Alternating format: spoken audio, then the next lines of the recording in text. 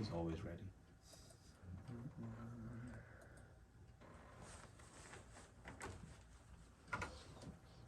Well, here we go again. Welcome back to the Good Doc Show with the doctors from Absolute Healthcare, Medical Chiropractic Services, 3 offices to serve you. The docs in the studio once again with us this morning are Dr. Malhotra, Dr. G, otherwise known as, and Dr. Gupta. They're with Absolute Health. Now, if you remember from the last show, from last week, we talked about weight loss. And something important to talk about to go along those same lines today is, of course, balance. So we're going to talk about balance on today's show with the good docs in the studio, Dr. G, Dr. Gupta. Once again, welcome, and let's talk balance. Welcome. Thank you for having me. Thanks for having me here as well, Dr. Malhotra. So let's talk about your background first, a little bit for those that missed the show last week, introduction to the doctors and who we're talking to today so our listeners know what you're all about. Dr. Gupta. So, yes, my first name is Javas, my last name is Gupta, and I did my internal medicine residency program and training at Aventura Hospital and Medical Center. Now it's known as HCA Aventura Hospital, and it was mostly an experience that I had in the hospital for my training, where now that I've been working with Dr. Malhotra, that transition has been more in the outpatient setting as a primary doctor. Wonderful. You know, I'm so happy to have Dr. Gupta here because he comes with a bundle of fresh and latest knowledge and cutting edge stuff that takes place in the hospitals and other outpatient settings that might be connected to the hospital. But certainly there are lots of things that one learns in our office over here because we have always tried to stay with not just pills, but with a whole lot of other ways to treat people who might be suffering or not even be suffering, but don't realize that they can improve their lives so much. I myself am a graduate of a college called Christian Medical College, which is like an Ivy League college of India. Really difficult to get in. I don't know why they took me, but they did. And I became the best graduate outgoing of the medical school. Then I became the highest scoring resident of my residency program. And then I was also a member of the national winning champion team of medical quizzing, which is conducted amongst 80,000 physicians between the United States, Canada, and Mexico. And here I am, board certified in internal medicine, running my sweet little practice in town in Spring Hill. And since I've had the fortune of having such lovely people join us in the practice, we have expanded on to Port Richey and now on to Tampa. Yes, and you're very well known throughout the area as Dr. G. That's right, because my wife, her initial is P, and she's a physician too. Oh. So when Dr. Malhotra comes up, it's either Dr. P. Malhotra or Dr. G. Malhotra. Gotcha. So now they call me the OG because he's the other G, Dr. Gupta. Yeah, right, exactly. Yes. Yes. Well, anyway, you got a lot there to balance, and talking about balance, let's talk about balance. Let's go on to it. Dr. Gupta? Yeah, so we wanted to actually, every week we talk about what we think is important to reach out to the community. And, you know, of course, weight loss that we talked about last week is a huge component of some of the things that go on in the United States, especially. But as we age and get older, one of the other things that can affect a lot of older adults is balance difficulties. And we think that it's extremely important to talk about balance because I myself have witnessed firsthand what can happen when balance issues become to the point where there are falls. And falls are very dangerous in the elderly population, especially over the age of 65, and also for postmenopausal women that don't have the hormones to support their bones anymore. And what can happen, and what I've seen firsthand, is when you do fall, you can get fractures. And fractures in the elderly population, especially when it's not due to a traumatic accident like a car accident or falling from a workplace, when it's just a ground level fall, you slip and you fall on the ground and you break a bone. If you're breaking a bone when it's just under your own weight at the less than the height of the person that's falling, that's considered very severe, and there's a lot of evidence to show that those types of patients will have a higher likelihood of dying. So seeing that actually happen in the firsthand experience of those patients coming to the hospital with fractures and needing surgery when they're already older and more of frail side to begin with, has led the both of us to discuss what we can do to actually talk about how we can actually prevent that. And Dr. Malhotra has been actually going to a lot of these communities with elder patients, assisted living facilities, nursing homes, and just the community itself, and reaching out. That he's been talking about a lot of the exercises that people can do, and a lot of the things that can be done to prevent falls. And the first thing to do about that is to talk about balance. And these are fun exercises. Yeah. You know, you can include dancing in it, you can include Tai Chi in it, a whole bunch of stuff that is both peaceful as well as uplifting. So you don't even realize that you're exercising while you're having that fun and improving your balance. And of course, Dr. Gupta, you know, you and I were talking about the incidence of how prevalent it was that in the people that you were treating in the hospital, Yeah. that you mentioned that almost half the people over there had come after a fall. Yes, it's a significant amount of the patients I would see. Yes, and after one fall, and if you break your hip, the chances of a male dying is 30% within the very first year. 20% among females within the very first year. So 1 out of 5 women who've broken a hip will die within a year, and 1 out of 3 men is going to die within a year after an event like that. So it is critical that we offset this for a much, much later time. And we have to invest in our own well-being as we do this. So people who can't do much, they really need to take time out and say, what are the options that I have for improving my balance? And prevention is always important. You're never too old to prevent something like that. Yes. You've always got the opportunity to strengthen your muscles and, of course, your bones. What's most important when we're talking about balance and falls, the bone structure or muscles? Both. Okay. See, the muscles are what have the strength to hold us up. But as we fall, and if our bones do not have the strength to withstand that fall, it's going to break.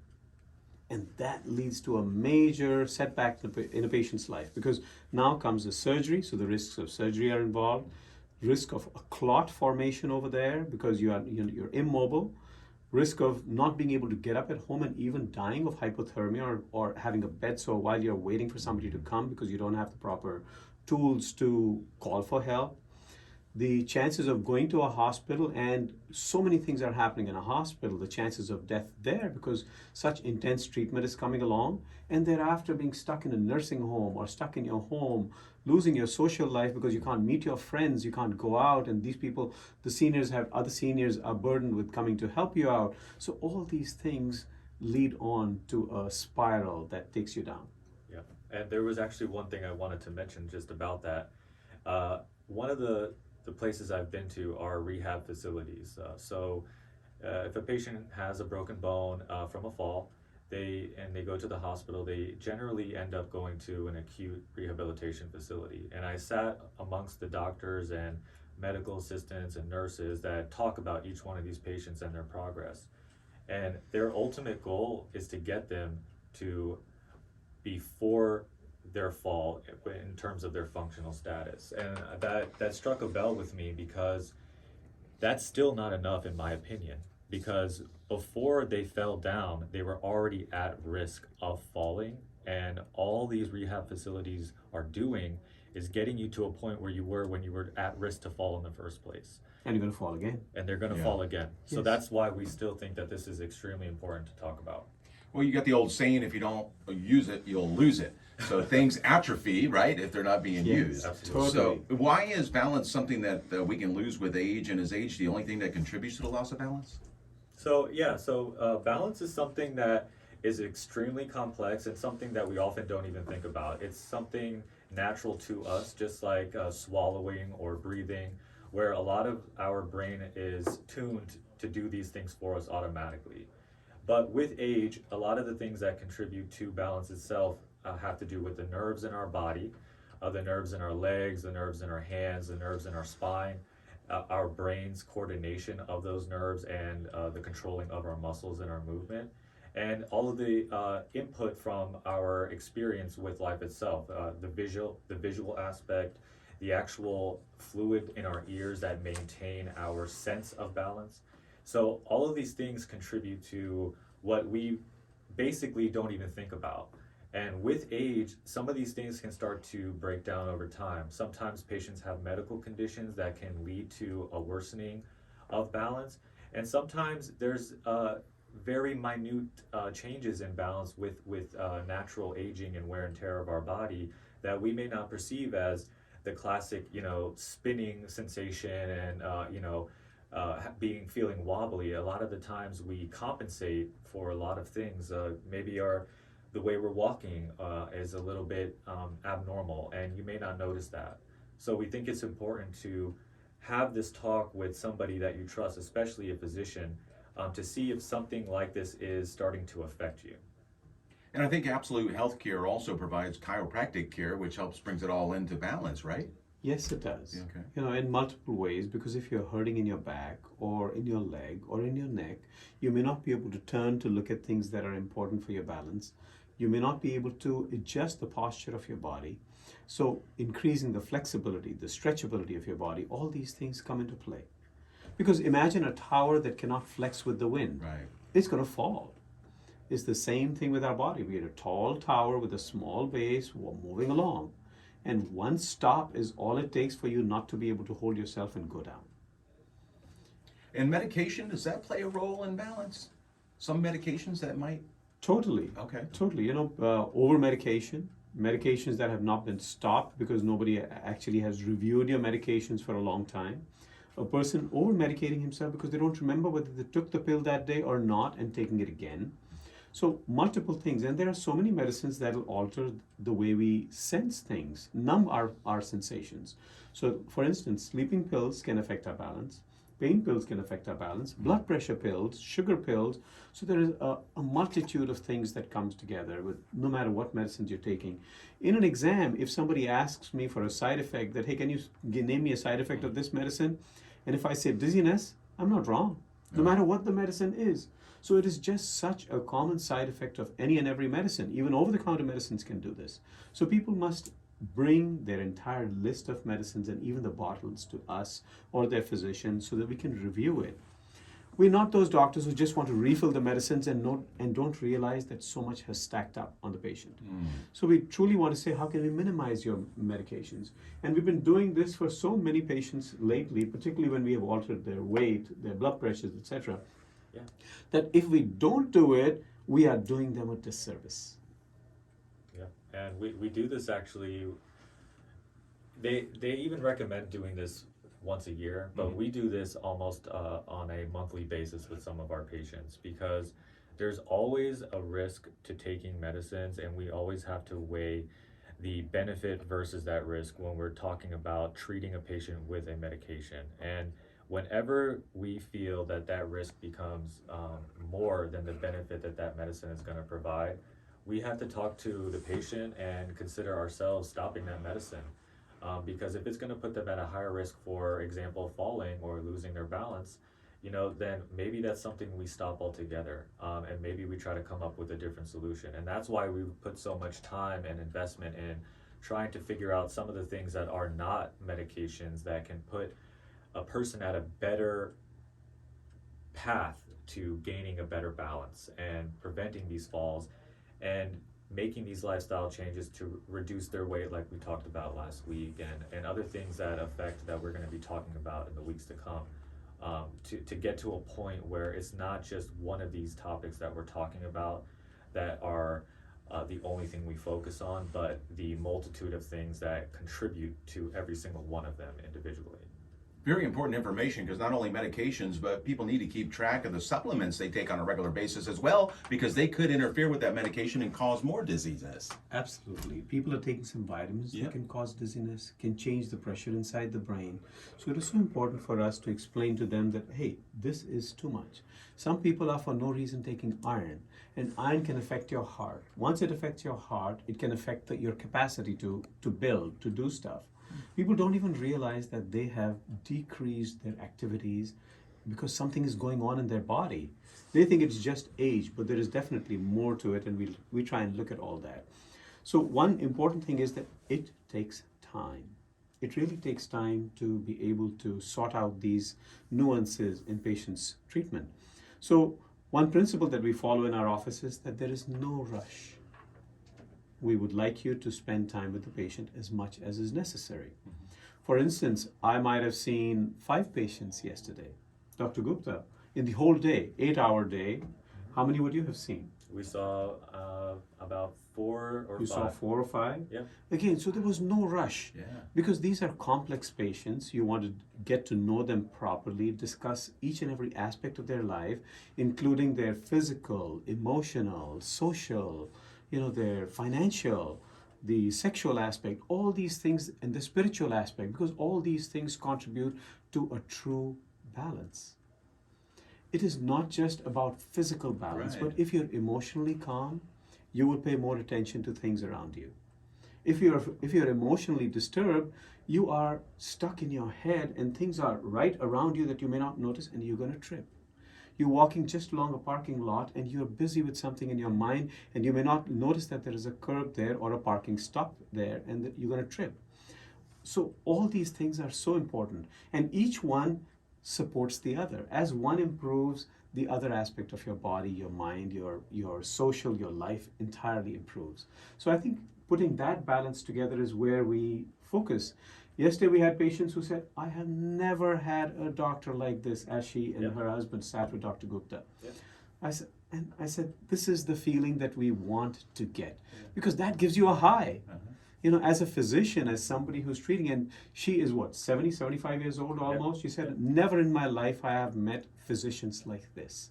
Yep. And all I could tell her is that no matter who you meet in this office, you should most likely be getting the exact same feeling. Yep, and that was one of the major contributing reasons for me to want to change from being a hospital doctor to a primary care doctor, because in the hospital it's about numbers, and that's what the reality of it is. We have to see 20 to 30 patients in a very short amount of time, and our goal is to get these patients out of the hospital, and that's what reality is.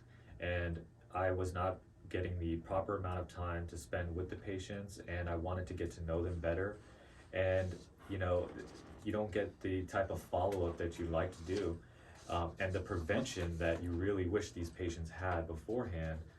So the reason that I'm getting into the primary care now is because of all of the things that we're talking about and that we're going to talk about, to get to know our patients and spend that time that's necessary to get to know them. And just like the couple you were mentioning, you find out things that when you actually talk to them a little bit more in depth, that they're climbing on top of their roof, and they're senior citizens. These are some of the high risk things that can lead to falls and other things that put you at risk. That these are the types of things you should now source out to somebody that is qualified to do that and has the proper equipment to do those types of tasks. And if they fall at a younger age, they heal faster, they can recover. In your 70s, you won't be able to recover. But not just that. We went into further detail. Why are you climbing up on the roof? And he says, I'm cleaning out the gutters. I said, why don't you get some leaf gutter, guards? And we looked at the price. He thought it was cost prohibitive. We looked at the price. For 200 linear foot of what he needed, the total cost was $250. Wow. And these are the small little aspects of a patient's life that you would never get to know when you're in the hospital setting. So I sent him a link and said, here it is. Look it up. If this is what suits you, buy it. You won't have to climb up the roof. The wife was so relieved. She said, I've been telling him not to do it. But now that we have a solution that is affordable, we'll do it. Wow. So it's these small things that you get to know the patient as a person, as to what is your life, not just what is your medical history. Right. And that makes it so beautiful because now he's at a lesser risk of falling if he follows our advice at an affordable price. Otherwise, when you call these guys on TV, it's thousands of dollars that they will take for something that would otherwise have cost you so little. Right.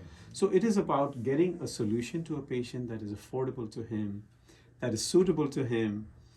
And if it doesn't work out for him, we might even help him return the product because it was right off of Amazon. Incredible. So these are the small things that we take pride in and say, and that's why the patient said, I have never met doctors like this. Yeah. And not only are they doctors, they're the good docs, and that's what the show is all about. Every Sunday at this time, listen to the doctors from Absolute Healthcare. 3 locations, one in Spring Hill, one in Port Richey, one in Tampa. Absolute Healthcare. You can check them out online at absolutehealthcare.org. We're talking about balance today with Dr. G, or you know him as Dr. G, Dr. Malhotra, for those that don't, and Dr. Gupta in our studios once again with us today. Last week we talked about weight loss, and of course now balance. They go hand in hand along with everything else that they encounter at Absolute Healthcare. And we're talking about it now. We're putting it all together and balancing it all out for you. Now, we talked about hip fractures. What about brain bleeding, rehab, comorbidities, and quality of life? So Here comes the hospital gentleman with all the experience lately. That's right. Yes. I would say at least a third, but if not a half of the patients I was seeing at the hospital that had a fall, and these are not, you know, the types of falls that we were mentioning before, you know, falling off of a roof or something. These are just ground level falls. Somebody tripped, somebody was in the bathroom, or because of someone's balance difficulty, a very small change in their position caused them to lose their balance completely and fall down. When that happens, if they strike their head, they can get the brain bleeds. If they fracture the hip, like Dr. Malhotra was saying, they can get those clots. If they're stuck in bed, they can become sedentary and increase their risk of muscle wasting and falling again. Infections are another thing. If your lungs are not expanding fully because you're laying down in bed, you can get pneumonia. So all of these compounding risks that you're adding to yourself are what leads to these numbers we're talking about when it comes to the risk of dying after one incident.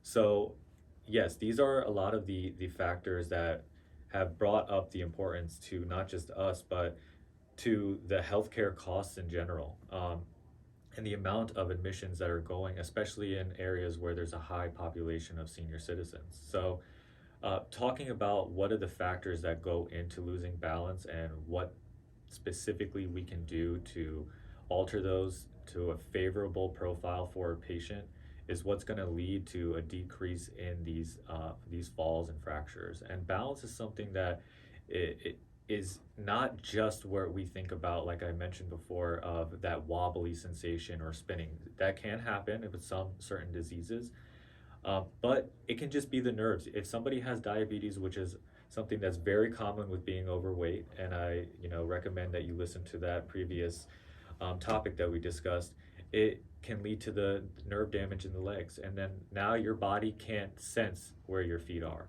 And the second you close your eyes and you lose that visual aspect of where you are, you're gonna fall down. And in fact, that's one of the physical exam tests we do. We have them stand up and close their eyes, and you'll see these patients look like they're about to fall down immediately because they have bad nerve damage in their feet. So these are just one of the few things that can contribute to losing your balance. So Dr. Malhotra, there was some of these exercises that we were looking at from these studies that were done in Maine back in 1998. Correct. It's a government-funded study, so nobody has any axe to grind. So nobody's gaining anything except patient benefit. Plus, in our own office, we have something called parallel bars that we put patients on who have poor balance or who are diabetic to see if they can walk they can just hold those 2 parallel bars with their hand and leave it momentarily to see if they can stand and walk. And walk straight and walk back so that they still feel the security of the bars right by their side that they can grab, but at the same time start to gain experience of walking in the dark. Because we're all walking at night, men in particular have to wake up at night to go use the restroom. So, and that is such a dangerous time that we even brought these little lights over here that are, motion activated and come on only when it's dark. So once you step out of your bed, if you place it strategically, one in your bedroom and one in your bathroom, it'll help you navigate that area so much safer.